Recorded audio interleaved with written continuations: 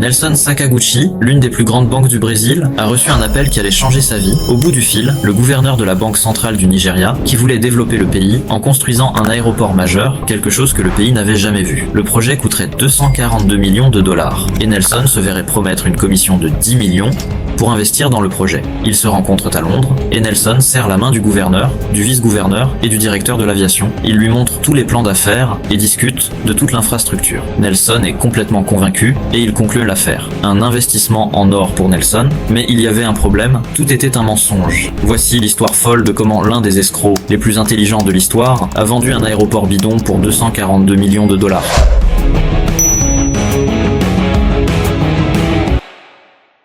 L'homme derrière cette histoire dingue est Emmanuel Ngud. Maintenant, il y a un peu de mystère autour d'Emmanuel et de son enfance. Mais on suppose qu'il est né entre 1950 et 1955, au cœur de Lagos, au Nigeria. Et ses aspirations étaient loin d'être modestes. Dès son plus jeune âge, Emmanuel voulait être riche et était poussé par un désir insatiable de sortir de la pauvreté et de dépasser l'ordinaire. Il était extrêmement doué et très intelligent pour son âge. Et c'est dans le monde électrisant de la finance qu'Emmanuel a vu son billet pour la prospérité. En tant que jeune adulte, Emmanuel s'est aventuré dans le monde bancaire, où il a rapidement acquis une réputation pour son intellect acéré et sa capacité à naviguer dans le monde complexe de la finance. Par son travail acharné, sa persévérance et son charme et charisme, il a gravi les échelons de l'entreprise et est devenu plus tard le directeur de la Banque Union du Nigeria. Il s'en sortait extrêmement bien, n'était plus pauvre et était le directeur d'une banque réputée. Mais ce n'était pas suffisant. Emmanuel voulait plus, le genre d'argent qui pouvait lui acheter beaucoup de pouvoir et d'influence. Et bientôt, il allait proposer un plan qui graverait son nom dans les annales de l'histoire financière pour toujours. Au début des années 1990, le Nigeria subissait une transformation. La nation avait récemment déclaré Abuja comme sa nouvelle capitale, une décision qui allait déclencher une frénésie de développement économique. La priorité numéro 1 pour le gouvernement nigérian était les projets d'infrastructure à grande échelle, avec un accent principal sur la construction d'un aéroport international de classe mondiale. Emmanuel a vu cela comme l'opportunité en or qu'il attendait et il a eu une idée brillante. Une idée qui le mettrait au panthéon des arnaqueurs. Il allait vendre un aéroport bidon et tromper les investisseurs de millions. Mais Emmanuel ne pouvait pas faire cela tout seul.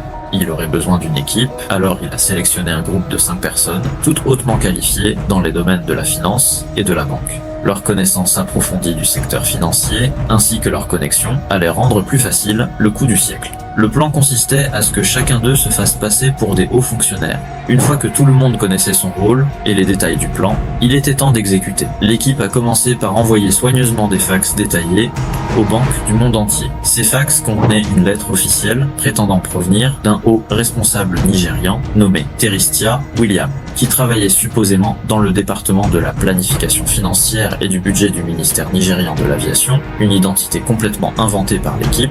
La lettre annonçait l'intention du Nigeria de développer un grand projet d'aéroport à Abuja, une ville en pleine croissance, depuis qu'elle avait été déclarée nouvelle capitale en 1991. Après avoir envoyé tous les fax, ils ont attendu patiemment, impatients, de voir si quelqu'un mordrait à l'hameçon de leur montant passé, et il semblait que personne n'était intéressé, quand tout à coup, ils ont reçu un fax de Nelson Sakaguchi, de Banco Noroeste, une grande banque du Brésil. Nelson disait qu'il était extrêmement intéressé par la proposition, et que sa banque cherchait depuis un certain temps de nouvelles opportunités d'investissement. En lisant le fax, Emmanuel a eu un sourire en coin, tout comme le reste de l'équipe. Le plan était maintenant en pleine exécution. Emmanuel a immédiatement appelé Nelson, mais il ne pouvait pas être lui-même. Pour que l'arnaque fonctionne, il devait se faire passer pour quelqu'un de grand pouvoir et d'autorité, quelqu'un en qui on pouvait avoir confiance. Alors, il a prétendu être le gouverneur de la banque centrale du Nigeria, Paul Oguma.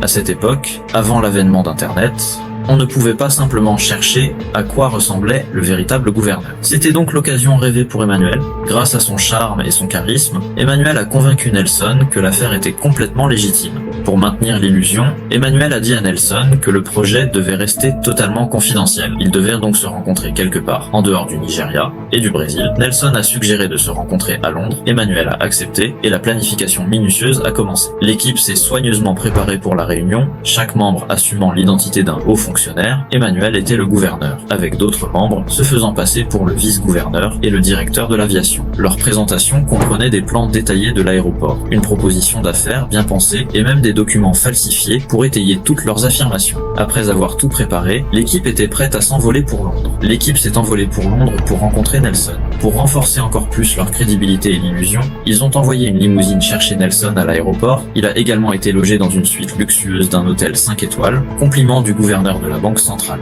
Au début de la réunion, chaque membre s'est présenté dans le rôle qu'ils avaient répété. Chacun a montré du charme, de la confiance et du charisme. Et Nelson a cru chaque mot qu'il disait. Emmanuel a de nouveau insisté sur le fait qu'il souhaitait garder le projet complètement confidentiel et que la construction ne commencerait pas avant 4 à 5 ans. Nelson a dit que la banque serait prête à transférer les fonds dès qu'ils seraient prêts à démarrer le projet. Mais Emmanuel était un orateur habile. Il a dit à Nelson qu'il devait avoir les fonds immédiatement, car ils avaient beaucoup de planification à faire, comme embaucher des entreprises et rassembler tous les outils et matériaux. L'argent devait donc commencer à affluer immédiatement pour que le projet puisse commencer. Nelson était un peu nerveux et a commencé à douter de lui-même. Emmanuel a rapidement perçu cela et lui a dit de ne pas s'inquiéter, car ils avaient déjà de nombreux investisseurs en attente. Donc, le projet serait réalisé quoi qu'il arrive. Cela a fait sentir à Nelson qu'il allait manquer une grande opportunité d'investissement. Il a dit que même s'il était d'accord, la direction de sa banque n'approuverait pas. Emmanuel lui a encore dit de ne pas s'inquiéter et qu'il pouvait simplement aller voir leurs autres investisseurs, mais il offrirait à Nelson une commission de 10 millions de dollars s'il réglait le problème lui-même. Cette commission était la cerise sur le gâteau pour Nelson.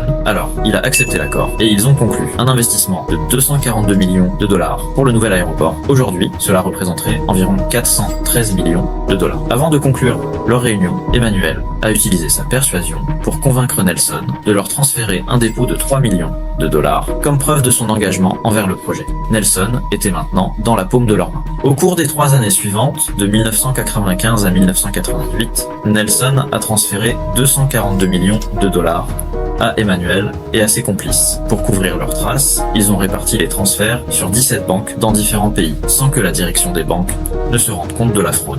L'équipe était composée d'individus très intelligents.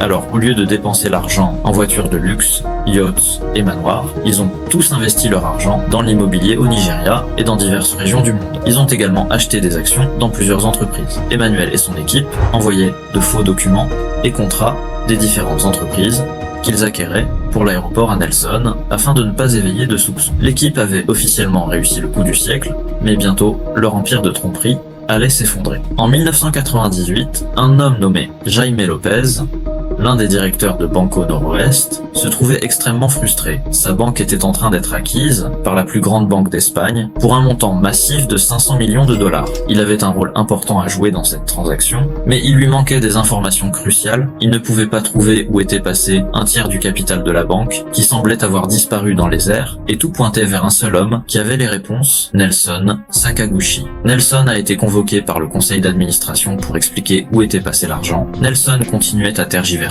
et Jaime en avait assez. Alors, il a confronté Nelson, l'a attrapé par le col et a exigé les documents des 3 dernières années pour leurs opérations internationales. Nelson a avoué et a dit qu'il avait toujours eu le jeu dans le sang, puis a partagé les détails de l'investissement de 242 millions de dollars qu'il avait caché derrière leur dos. Le conseil était furieux et cela a marqué le début d'une enquête internationale sur la 3e plus grande fraude bancaire de l'histoire. L'enquête a tout retracé jusqu'au Nigeria, mais les banques nigérianes ont refusé de coopérer. C'était parce que, en coulisses, Emmanuel et son équipe avaient secrètement soudoyé des banques et des fonctionnaires. Cependant, les banques nigérianes ont finalement cédé sous la pression des banques occidentales et ont été forcées de coopérer. Elles ont révélé les identités de tous les titulaires de comptes et Emmanuel et son groupe ont été exposés. Mais le Nigeria manquait cruellement de lois sur la fraude financière. Donc l'équipe est restée libre. Pendant ce temps, Nelson a été arrêté et accusé de blanchiment d'argent et condamné à plusieurs années de prison. Les propriétaires de la banque, cependant, étaient furieux que leur argent soit parti. Alors ils ont essayé de trouver des moyens de récupérer une partie des fonds perdus. Mais comme presque tout l'argent était investi dans l'immobilier et les investissements, ils n'ont rien pu récupérer. Il semblait que tout espoir était perdu pour la banque brésilienne. Cependant, un nouveau président a pris le pouvoir au Nigeria et 4 ans plus tard, il a créé une commission des crimes financiers financier en 2003, qui a lourdement poursuivi Emmanuel et son équipe, menant à leur arrestation en 2004. 5 d'entre eux ont été arrêtés, mais souvenez-vous qu'ils étaient une équipe de 6. Qu'est-il arrivé au 6e membre? Eh bien, il s'avère que le 6e membre est mystérieusement mort dans un accident de voiture pendant l'enquête. Était-ce juste une coïncidence? Beaucoup spéculent qu'Emmanuel l'a fait assassiner pour empêcher qu'il ne dévoile l'équipe. Personne ne le sait avec certitude. Le procès a commencé, mais Emmanuel n'allait pas se laisser faire aussi facilement. Il a donc commencé à soudoyer des fonctionnaires et des membres du jury. Cela est devenu tellement grave que le juge a dû arrêter le procès et le transférer dans une autre ville car la plupart du jury avait été soudoyé. Emmanuel a ensuite essayé de soudoyer les nouveaux fonctionnaires et le jury de cette ville. Mais cette fois, cela n'a pas fonctionné. Mais Emmanuel était persistant et ne laissait jamais rien l'arrêter. Alors, il a élaboré un plan d'évasion, il a organisé l'envoi d'un avertissement au tribunal pendant le procès, avertissant qu'une bombe allait exploser à tout moment dans la salle d'audience. Tout le monde a évacué rapidement et le procès a été reporté et retardé jusqu'à ce que la salle d'audience soit complètement examinée et dégagée. Ils ont découvert qu'il n'y avait pas de bombe et que la menace était complètement fausse. Le plan d'évasion d'Emmanuel avait échoué. Alors il a essayé de négocier une peine réduite en échange du retour d'une partie des fonds volés. Il a offert de rendre 10 millions des 242 millions qu'ils avaient volés. Les fonctionnaires ont ri de son offre et ont dit qu'ils n'accepteraient pas moins de 80 millions, mais Emmanuel ne voulait pas abandonner autant d'argent. Malheureusement pour lui, cela allait changer très rapidement, car pendant son procès, ils ont appelé un témoin à la barre. C'était son bon ami, Nelson. Il a expliqué en détail comment Emmanuel et son équipe se sont fait passer pour des hauts fonctionnaires et l'ont trompé dans l'accord. Emmanuel savait qu'il était foutu, alors il a accepté de payer 120 millions des fonds volés et une amende de 10 millions de dollars au gouvernement nigérian. Il a ensuite été condamné à 25 ans de prison. Vous ne pensiez tout de même pas que c'était la fin, n'est-ce pas? Si vous avez appris quelque chose jusqu'à présent, c'est qu'Emmanuel a toujours un tour dans son sac. Il a en fait réussi à soudoyer son chemin pour ne passer que moins de 2 ans en prison. Il est ensuite allé récupérer près de 50 millions de dollars de ses propriétés immobilières. Pas mal pour avoir réalisé l'un des plus grands coups de l'histoire. Emmanuel a ensuite décidé de se faire discret pendant un certain temps et de simplement profiter de sa vie de luxe. Mais en 2016, Emmanuel s'est retrouvé accusé de meurtre. Apparemment, il s'était disputé pour des terres avec une ville voisine et il a envoyé plus de 200 personnes attaquer les habitants de cette ville, ce qui a entraîné la fusillade de policiers et le meurtre d'un garde de sécurité. Actuellement, il est en détention en attendant son procès, mais connaissant Emmanuel, ce n'est qu'une question de temps avant qu'il n'utilise ses tours pour s'échapper une fois de plus. Merci beaucoup d'avoir regardé. Si vous avez aimé cette vidéo, veuillez appuyer sur le bouton s'abonner et activer les notifications.